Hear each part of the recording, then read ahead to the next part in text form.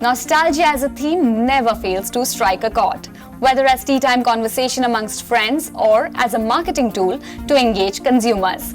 This was the topic of discussion at the latest edition of the IAA Conversations. Let's go right into snapshots from the dialogue Pradyuman Maheshwari had with future groups Santosh Desai and Neeraj Kakkar of Paperboat. We have here with us Mr. Santosh Desai, who is a brand expert and a thinker, if I might say, and Neeraj Kakkar, who is possibly running one of the coolest business in town. Santosh, marketing of nostalgia almost sounds like cashing in on nostalgia. Now, is that a good thing or a bad thing? No, I think it's a perfect, marketing connects with, human motivations of various kinds and it addresses, it talks to people about what they need. Nostalgia is a very important part of our lives. And it has nothing to do with marketing. We are nostalgic about so many things. We are nostalgic about childhood, about the school that we might have studied in or the college days that you would have spent. So the idea of nostalgia is intrinsic to life, and marketing connects with anything that is intrinsic to life. So I think marketing of nostalgia is not in any way exploitative or using something which is somehow sacred for the purposes of selling. I think that's what marketing does. And I think it's perfectly legitimate for it to connect with nostalgia. You've been using nostalgia in a big way. How did you think of using the connect with a person's past to promote your products? See, we sell Paperboat drinks, right? So all these drinks have recipes which go back thousands of years. These recipes are handed over from one generation to another. These recipes have been disappearing because they are not available in packaged hygienic form. So that's the thing which we're trying to do: sell those, preserve those culturally very important traditional recipes in the newer age form. So when we decided on the brand, we talked about two words. Like we talked about alive, which is modern, young, contemporary, and we talked about authentic, which is it should be as it is as it should be. And when you have to communicate authentic, we chose the memories route, because memories, for everybody, memories is the most pure, innocent, authentic form, right? So in our case, we are trying to communicate our authenticity by showing those pure, innocent memories. That's the idea here. Of course, Paperboat is not the first company which has used nostalgia to its benefit. So it has obviously worked for everybody. I'm sure that, because of the fact that whenever it's real, whenever I think, as Neeraj said, there is a certain authenticity in this particular case. The fact that you've gone back to recipes, that have existed for a longest time possible. I think it makes it that much easier for a brand for nostalgia to work when it goes back and reminds you of something that happened. In the case of Maggi, for instance, what it presents is actually a memory that most people would share, and you nod and you say, yes, I was there and I feel the same way too. And so I think that kind of nostalgia has a way, because it is grounded in reality, it has a way of connecting, and that's what it works. It's not necessary that nostalgia is a kind of formula that would work in each and every case. It's not. It has to have certain enabling conditions in which it can work. But authenticity is certainly one important element for nostalgia to work. But in most of these cases, the nostalgia is about one's childhood. When we were thinking about these drinks, so I had a memory of a drink called Kanji, which was made for me when I was young. That drink has disappeared from my life. Now the drink is only a memory for me. And when we were thinking about how to communicate that aspect of the drink to the consumers, we thought of the name Paperboat. Paperboat is the most innocent memory any human being could have.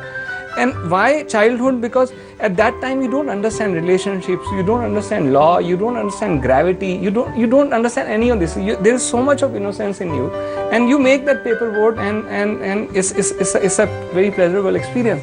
And that's the memory, that's the experience which we're trying to communicate with this brand and these products. But is there a possibility that because you are looking at nostalgia and because you are looking at people reminisce their childhood, you're actually appealing to a slightly older set of people, and in your case, for instance, for soft drinks, where there's a large market for children, so there would be a disconnect with them? My son is 11-year-old, and he never in his life in last 11 years he had Aam Panna before we launched Aam Panna. While I was growing up, I had Aam Panna every single day of like summers at least. Like every single day I was given it before I went out to play in the afternoon sun. So in some sense we are creating these memories for him. We are creating this drink for him which he will grow up with. Our objective is that we'll present to them in a very young contemporary fashion 30 years down the line. 30 years down the line, those kids, like they will think, you know, if somebody has to make Aam Panna, or they should look back on the paperboard pack and then copy the recipe and make it. Like that's the objective in this. What's your view, Santosh? No, you know, I just like to say that, you know, this thing that nostalgia must necessarily be rooted in childhood is not true. Nostalgia is actually a return to an idealized, often imagined state of innocence. It is, I mean, when you say, for instance, when say in India you talk about Ram Raj, it's a nostalgic idea, the idea which never in a real sense existed. It is a mythical, nostalgic ideal. For instance, you take in the context of a brand, Royal Enfield, you know, is a brand which has a certain nostalgic character. But it is not nostalgic necessarily about the Bullet, you know, 20 years ago, which was, you know, could have been a milkman's, bike. It is nostalgia for a certain ideal of masculinity, a certain experience of a physical contact with the machine. And in those days, in a world that has gone digital, in a world where you are more and more removed from physical experiences, where you are nostalgic for an earlier imagined era. So I don't think it is necessarily true that, because nostalgia is almost always an idealized state of longing. But when you did conceive of Paperboat, was this entire thing orchestrated? Was there had you decided that you would actually use the nostalgia route to appeal to people? See, in our sense, so we see ourselves as some sense protector of these recipes. Like our responsibility is that if we don't exist, then many of these recipes might not exist 20, 30 years down the line. And we'll do whatever it takes for kanji to become, you know, have a longer life, like, you know, so be there 100 years from now. And so that's our role. And memories came much later. Like we said, alive, which is, yeah, I have to package it well, I have to put it in a young contemporary fashion, and I have to make it authentic, and that's my job, like that's my mission. Memories is a way to communicate that authenticity. It is a derivation of what we are trying to do, the larger mission of the company. So does nostalgia as a brand plank work towards mitigating the uncertain anticipations about the future? Well, I think one of the reasons why nostalgia exists is because of the anxiety about, you know, because of the dislocation that the present creates and the anxiety about the future.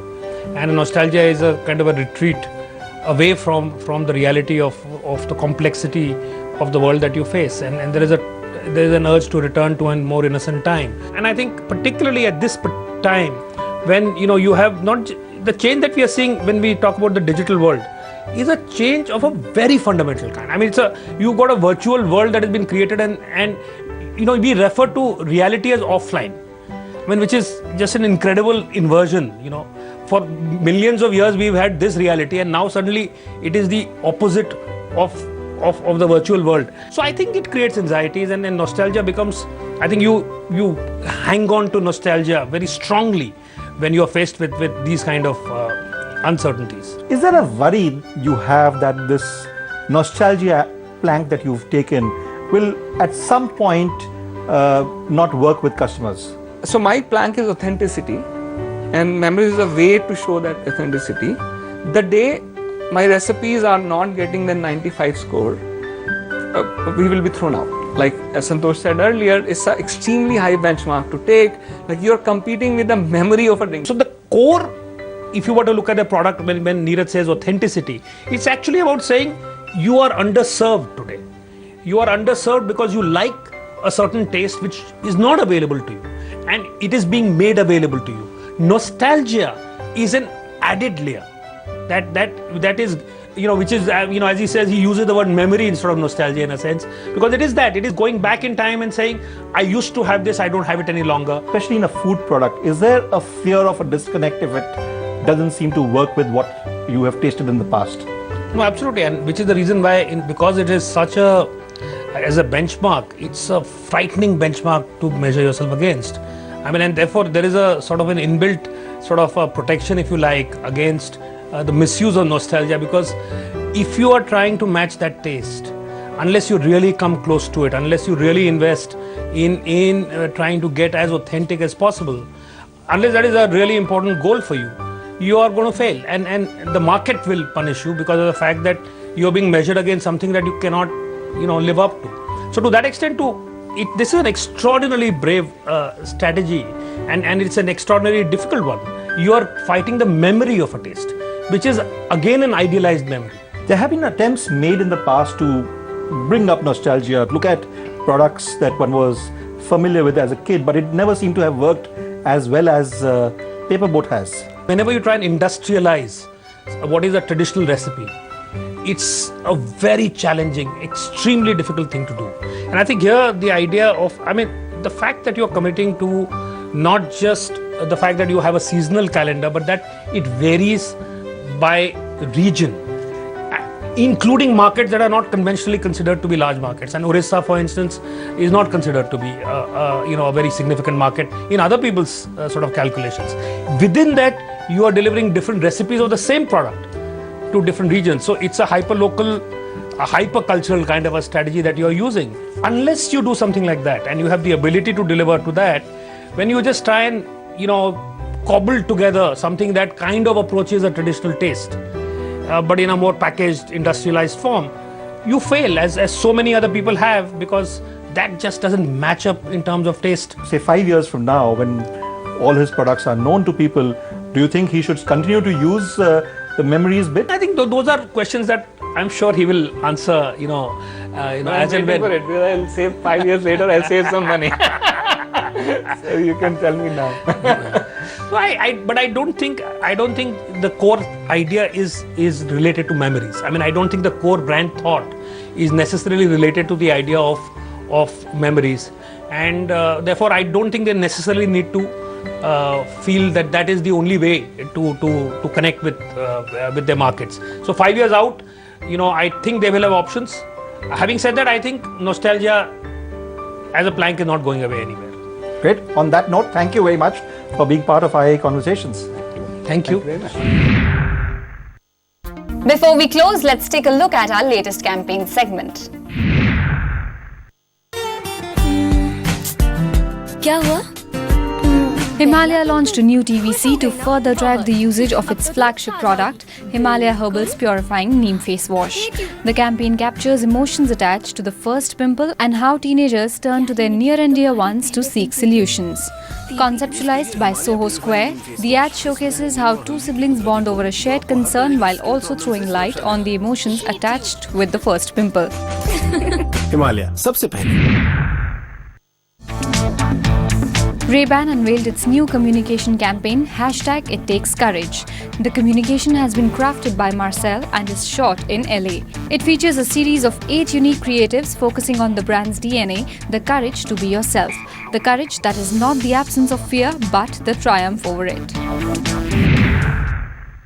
तुम्हारी healthy list में क्या है? Green vegetables. Good.